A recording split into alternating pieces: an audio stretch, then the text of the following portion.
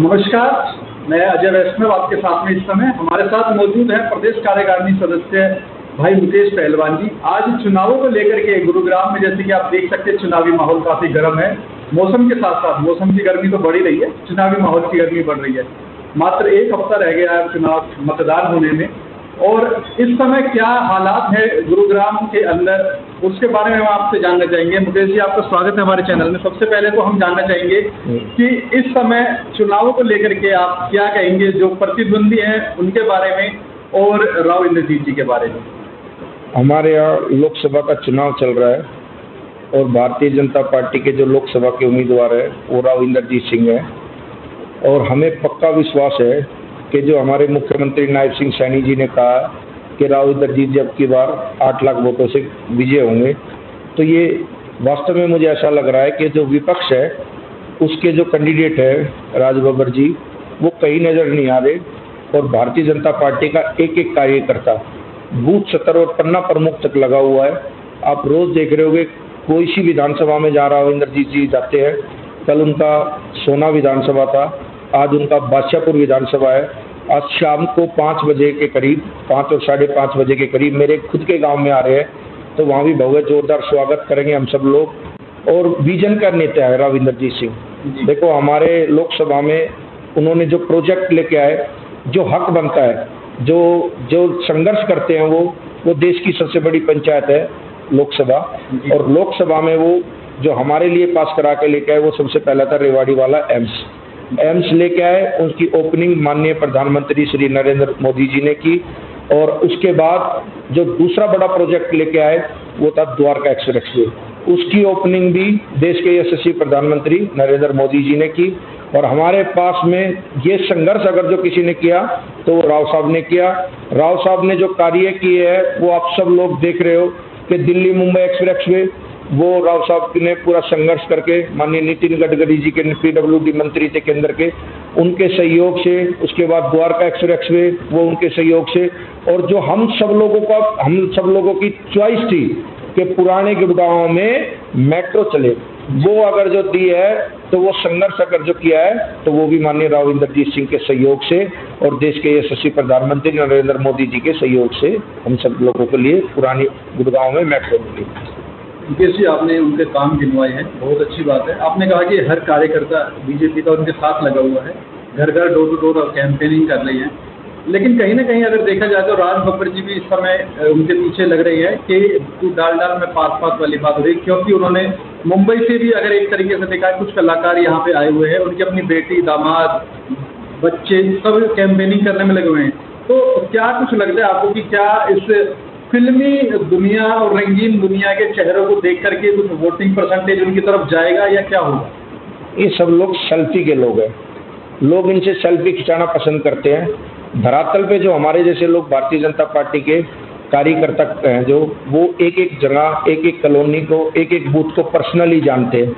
अब मैं कई लोगों के विषय ऐसा है हम सब लोगों के बीच में कि हम सब लोग आज ही कई गाँवों के बारे में बात करें तो उनको कई गांवों का विषय नहीं पता हुआ, ना वो किसी काम को जानते हैं। लेकिन जब तक हम सब लोग राव इंद्रजीत को इस क्षेत्र के साथ बनते हुए, आज तीसरी गुड़गांव लोकसभा जब से बनी है, अब की बार तीसरी दफा वो बीजेपी के उम्मीदवार हैं, और उनको एक एक गांव के विषय के बारे में पता है। अगर जो मैं राज बब्बर जी से कलवाड़ी पूछूं तो वो बता नहीं पाएंगे, मैं उनसे चंदू पूछूं वो बता नहीं पाएंगे, हमारे गुड़गांव का जो क्षेत्र है मैं उनसे दयानंद कॉलोनी पूछूं तो वो बता नहीं पाएंगे। उसका कारण सबसे बड़ा यही है क्योंकि कैंडिडेट बाहर का है और वो मुंबई से आया है, वो मुंबई ही वापसी चला जाएगा। उसका कारण भी ये है, जो धरातल पे लोग हैं, आज हम राव इंद्रजीत से अपना हक समझते हैं, क्योंकि हम सब लोगों को पता है यहाँ का जो भी परिवार यहाँ रह रहा है गुड़गांव के अंदर, वो राव साहब पे अपना हक समझता है। और राव साहब 2 बार हमारे सांसद भी रहे और केंद्र में मंत्री भी रहे हैं, इसीलिए हमें पूरा विश्वास है कि राव साहब के नेतृत्व में तीसरी दफा भी हम गुड़गांव लोकसभा भारी मतों से जीतेंगे। और जो आपने कहा कि हर गली में एक हीरो घूम रहा है, लेकिन वो सीजनेबल हीरो है, जो असली हीरो है वो है राव इंद्रजीत सिंह, जो हर वक्त, और वो कभी भी उनकी कोठी पे चले जाओ, ऐसा नेता है जो हर सोमवार को अपना खुला ओपन दरबार लगाता है अपने लोधी रोड पे, 6 नंबर जो उनकी कोठी है लोधी रोड पे, उस पर हर सोमवार को, और गुड़गांव का जो भी कोई कार्य करता जाता है उसके एक एक काम के प्रति बहुत एक्टिव है। और हमें लगता है कि वास्तव में ही राव साहब यहाँ डुंडाइड़ा से लेकर रेवाड़ी तक कोई गांव ऐसा नहीं होगा जो कंटासिर उनको याद नहीं हो, और यहाँ से लेके फिरोजपुर, जिरका, पुनैना, नूह, कोई ऐसा क्षेत्र नहीं है जहाँ राव साहब का अपनी निजी पकड़ ना हो। यही कारण है कि वो इस क्षेत्र में भी प्रभाव रखते हैं। और अभी आपने महेंद्रगढ़ भिवानी में देखा होगा आपने, वहाँ भी उनका कम से कम 10,000 लोगों की एक सभा अटेंड की, जहाँ जहाँ सभा थी उनकी एक किस्म से रैली का रूप ले रही थी। तो वो अपने इस क्षेत्र में एक अपना वजूद रखते हैं, और वास्तव में ही मैं मानता हूँ कि ऐसा नेता, ऐसा ईमानदार, ऐसा स्पष्ट सभी का नेता बहुत कम हमें मिलते हैं।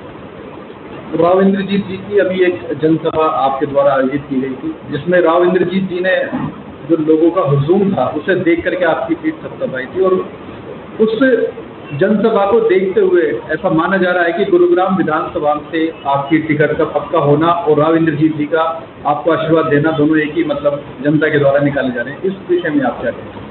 देखो, अभी लोकसभा का चुनाव है और अभी विधानसभा बाद में है। विधानसभा अक्टूबर में है और लोकसभा के चुनाव में हमें हमारा पार्टी का एक छोटा सा कार्यकर्ता हूँ मैं भी, और छोटे कार्यकर्ता का मतलब यही होता है कि वो अपनी पार्टी के लिए दिन रात एक करे। मेरे यहाँ 351 बूथ थे, अब हमारे 17 बूथ और बढ़ गए हैं। मेरा मकसद ये है कि गुड़गांव विधानसभा का एक एक बूथ हम यहाँ से राव इंद्रजीत जी को जिता के भेजें, तो हमारा मकसद पूरा होता है। रही आप लोग जो बार बार ये सवाल टिकटों वाला पूछते हो, ये टिकटों वाला मैटर है, विधानसभा का चुनाव बाद में है, ये पार्लियामेंट्री बोर्ड करेगा। जो हमारे भाग्य में होगा तो वास्तव में हमें टिकट मिलेगी, हमारी मेहनत देखी जाएगी तो हमें टिकट मिलेगी। हम पार्टी के लिए सच्चे मन से कार्य करते हैं, और पूरे गुड़गांव के अंदर ये मैं बिल्कुल दावे के साथ कह सकता हूँ कि ईमानदारी से एक एक कार्यकर्ता लगा हुआ है, चाहे वो मंडल का कार्यकर्ता हो, चाहे वो जिले का कार्यकर्ता हो, चाहे वो प्रदेश का कार्यकर्ता हो। एक मेरा आखिरी सवाल आपसे, राव इंद्रजीत जी कह रहे हैं कि मुझे इस बार 5 साल और जिता करके आप संसद में भेजिए, मैं आपके सारे काम कर दूँगा। गुरुग्राम में जो भी रुके हुए काम है, विकास कार्य जो 10 साल में नहीं हुए, वो 5 साल में करने के लिए उन्होंने वादा कर दिया है। तो ऐसा आपको क्या लगता है कि जो 10 साल में एक सांसद नहीं कर पाया, वो आने वाले 5 साल में क्या वो सारे कार्य पूरे करने की जो उनकी चाहत है, जो इच्छा है, क्या वो पूरी हो पाएगी? देखो, उन्होंने बहुत से काम ऐसे हैं जो किए हमारी लोकसभा के अंदर, लेकिन जो काम हर एक एरिया में अलग अलग है। जैसे रेवाड़ी में वो एम्स लेके आए हैं, हमारा गुड़गांव में जिस दिन पीजीआई आ गया हमारे लिए बहुत अच्छा होगा। गुड़गांव के लोगों को बहुत बड़ी गिफ्ट मिलेगी पीजीआई। जब रोहतक में पीजीआई हो सकता है, चंडीगढ़ पीजीआई बन सकता है, तो गुड़गांव में पीजीआई बन सकता है। हमारा एक बहुत बड़ा मुद्दा है 900 मीटर का, हम तो कहते हैं अयोध्या को शिफ्ट करो और पीजीआई लेके आओ।